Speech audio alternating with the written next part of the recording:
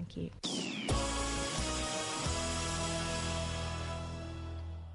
As it's the 1st of December, the build-up and excitement for Christmas can officially get underway. Tonight, to celebrate the start of Advent, there's something special happening in a quiet cul-de-sac in Wells. Paul Toole is using 40,000 lights to decorate his house and some of his neighbours. He's expecting around 700 guests, including American singer-songwriter Judy Pancoast, who's come all the way to Wells, specially for the occasion. Our reporter Iona Hansel met up with Paul and Judy to find out what's happening. In Wells tonight at 6:30 we've got the Manning Close Holiday Light Show, which involves 4 houses in the close, all trimly decorated up for the holidays. And being the 1st of December tonight, it's our grand switch on, where we're switching on well over 40,000 bright LED lights. It's huge compared to UK versions, and we have a switch on every year. For the last 5 years, we've gone extreme, and we invite the whole community around, and they have mulled wine and mince pies, and Santa's even coming with Mrs. Claus, and it'll even be free gifts for all the kids there. We've even brought a singer over from America, who's a huge icon. Her name is Judy Pancoast, and she is the recorder and singer of the hit song The House on Christmas Street, and she'll be switching on our lights along with Martin Roberts from Homes Under the Hammer tonight. Well, we're speaking to Judy in just a second. Where did you get the inspiration from? It's quite a kind of wacky idea. It's really, really wacky. I went to the States probably the first time back in 1998, and it was during the holidays over there. And when you see the lights they have over there on the shelves to buy in stores, and also what they have in-house, is out of the world.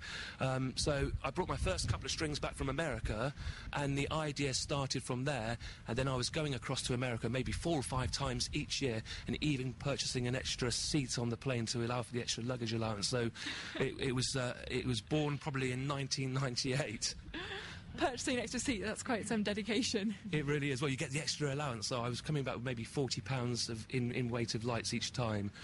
So what's your house going to be looking like? We've got a 20-foot mega tree, which has got over 4,000 lights on, a waterfall, we have a Ferris wheel, and we have leaping arches, mini trees, we have a 22-foot firework light. We even have a Father Christmas who will be performing from the window, and he's called Santa Symphonies, and he conducts the music. Our holiday lights are all timed and sequenced in time to the sounds of holiday music. It's a free show. All we ask is that people can dig a little bit into their pockets and give to our charity this year, which is Make-A-Wish Foundation UK. So it's something for everybody, really. It's not just for the people who live near you, it's for everybody in Wales. Oh, no, absolutely. And further afield, you have people travel from up north, London, even the States. You know, people have come across to see the lights. It's something that you won't see probably for at least maybe 100 plus miles. It's a totally American concept, and it's here in the heart of Somerset. And how do all your neighbours take it? What's their reaction? My neighbours are absolutely fantastic. The age range of our neighbours are probably 60 plus, and we have a neighbour next door who's 90 years old, and he's telling me to put snowmen and different festivities on his lawn, and he absolutely adores it. He says to me, Paul, you do whatever you want. You know, he's fantastic. They're all great. And if we can talk to Judy. The whole reason that Paul contacted me in the first place was because of a song that I wrote in 1998 called The House on Christmas Street. And when I wrote the song, it was before the phenomenon of extreme decorating had really begun.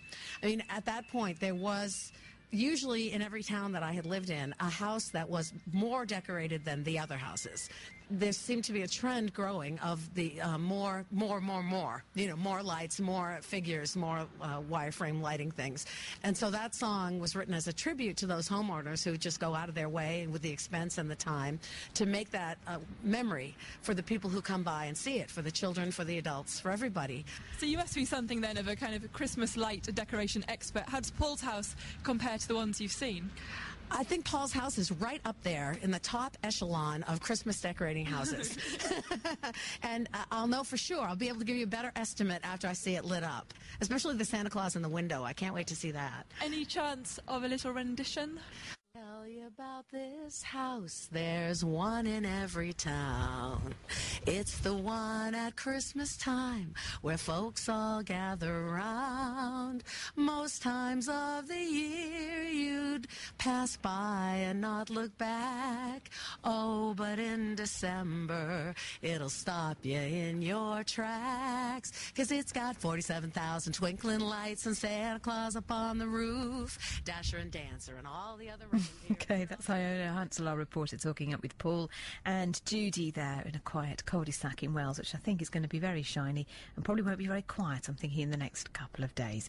It's 28 minutes past 5. You're listening to Drive on BBC Somerset. Later this month, some of the biggest names in sport will gather for the BBC Sports